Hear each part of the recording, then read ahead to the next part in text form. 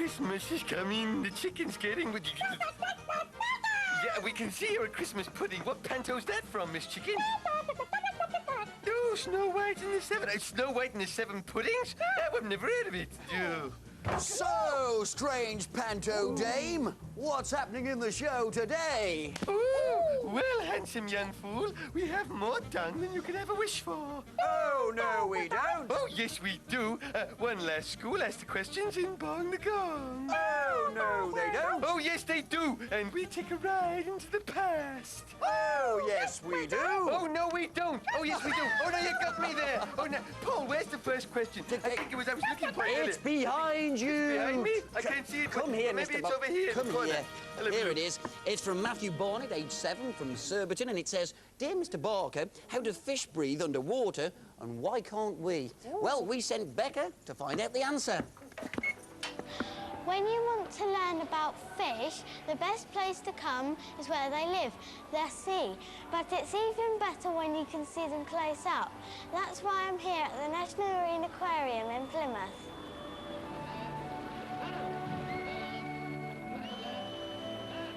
So, Becky, you want to know how fish manage to breathe underwater and why we can't. But maybe we should start off by figuring out how we breathe ourselves. First, we have to get air in through our nose and through our mouth. And from there, it passes down our windpipe and into our lungs, which are in our chest, which are like big spongy bags, and they're well supplied with blood vessels. And it's those blood vessels that take the oxygen out of the air into the blood, and then that circulates all around our bodies. And that's what gives us our energy. So what about fish? How do they breathe? Well, just like us, they have to breathe oxygen. We get our oxygen out of the air up here, and the fish get their oxygen out of the water. Fish use something called gills, and you've probably seen fish breathing underwater, a bit like this.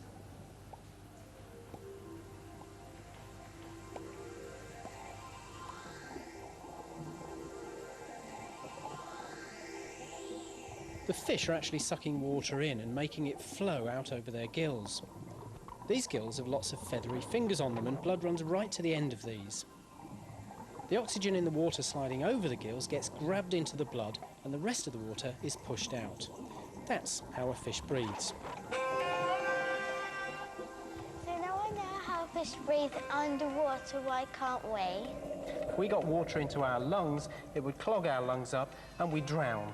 Of course, there is one way for us to breathe underwater, and that's to bring the air down with us. And this is Neil, one of our divers, coming down, and he's got on his back a scuba apparatus. That's a self-contained underwater breathing apparatus.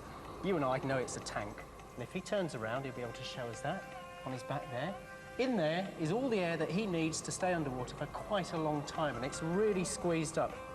On the front of his mouth, he has a regulator, which makes sure that the air trickles in at the right time. And by using that scuba outfit, he can be like a fish, and he can be under the water for quite a long time, seeing just what fish see and acting just like fish do.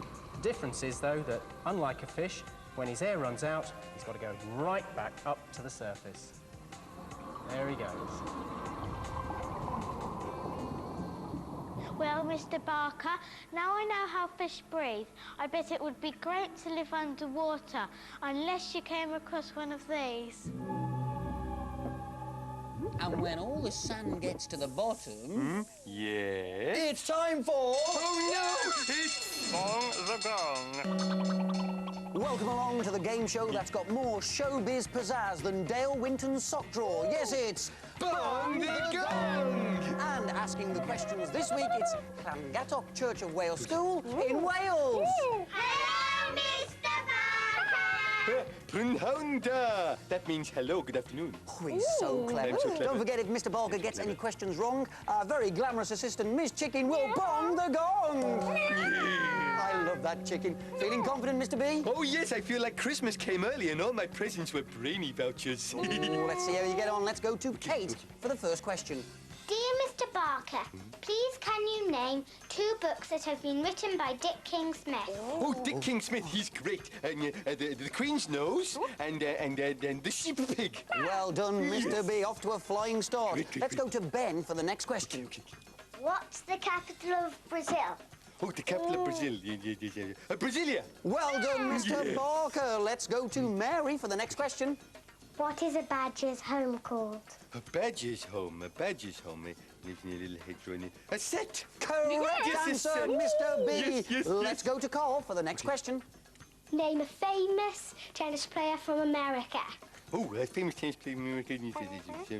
Pete Sampras. Oh, well done, Mr. Yes. B. And for the last question, let's go to my mate, Sam. Can you name a country in Africa? Oh, a country in Africa. There's lots to choose from. Ghana.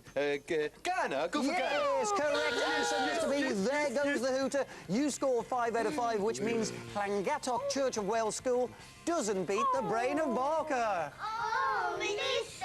Barker! I'm sorry, but have a nice Christmas. Paul, do I win lots of presents and prizes? No, but you get a kiss off Miss Chicken. Oh, that's nice. I said a kiss. That's it for today's Bong The Gong.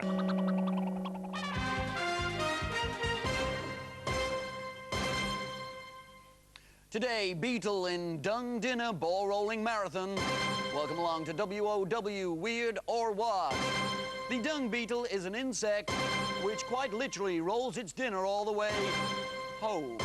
And dinner is, and dinner is, and dinner is a dung ball. Let's go over to our man in the field, Mr. Barker.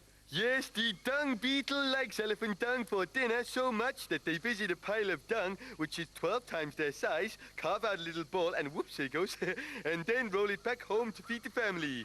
The dung beetle pushes the dung ball backwards using its back legs. I wonder how he knows where he's going. I can't figure that out.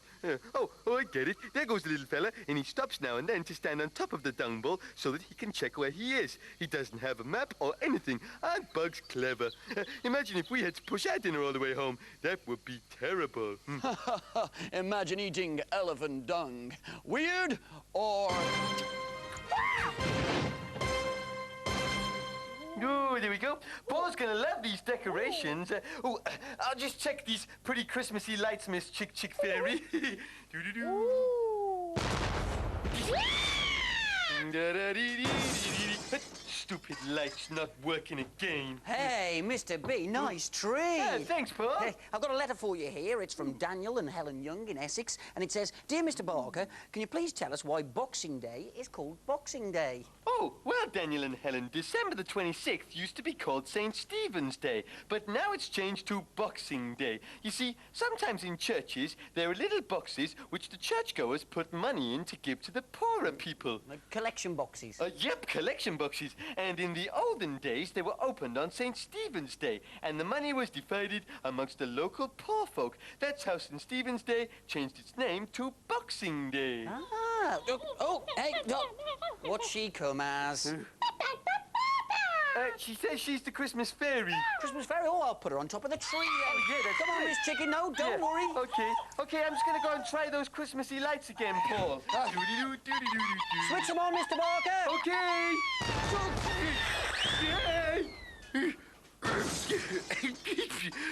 Stupid lights. Gotta get them mended. Paul, Miss Chicken, where are you?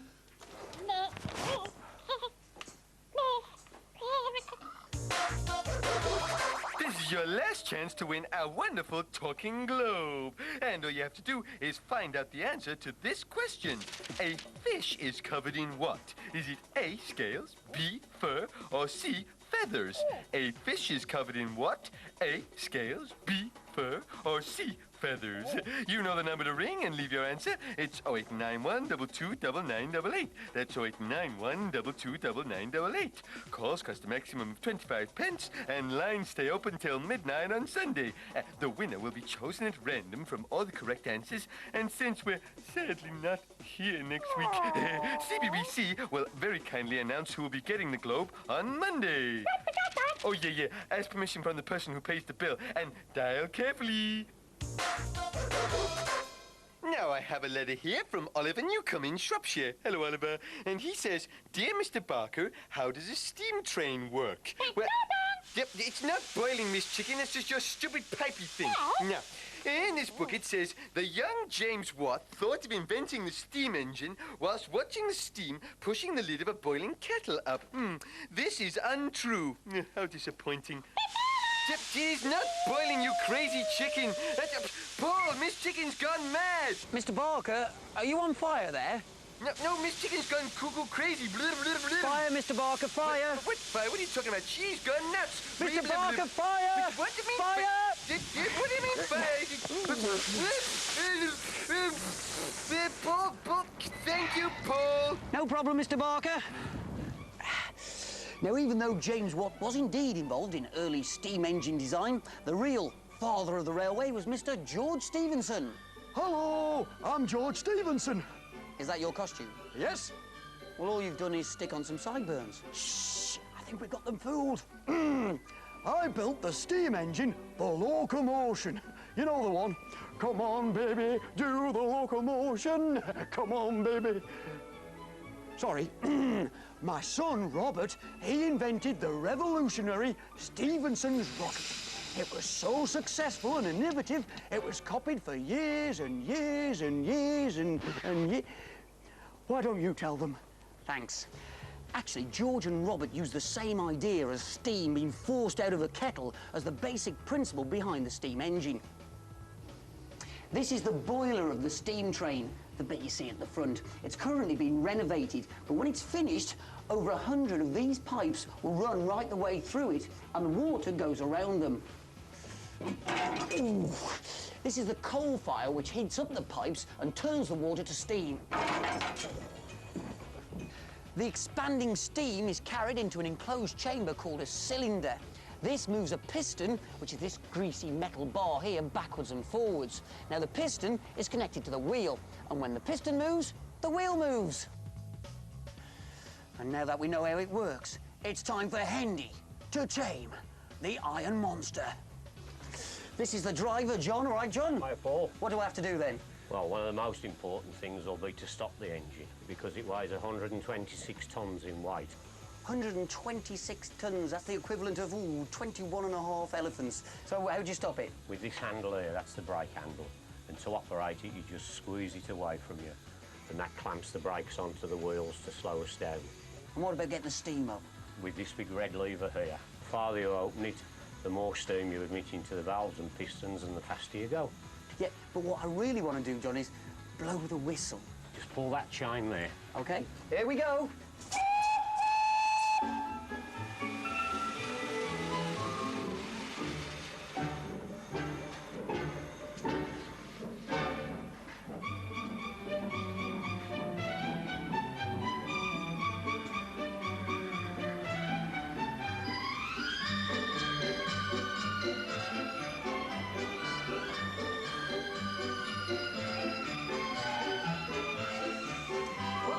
I think I passed my driving test. Not yet, Paul. You've got to shovel all that coal in. What? Oh, choo-choo indeed. Well, our Christmas train has almost reached the end of the line. But thanks to all the questionnaires for today's questions. Yes, if we answered your question today, you'll be getting a stylish retro T-shirt just like this one. Oh, no, don't forget the competition. And if you've got a question you want answered, then here's our address. It's dear Mr. Barker. P.O. Box 1545. That's London W12, 6D for dog, B for biscuit. And you can email us as well at dear Mr. Barker at BBC.co.uk. Oh, that's the last time we get to do the little dots, Miss Chicken. Oh, but we'll be back next year, so watch out for us then. Yeah, bye-bye. Merry Christmas!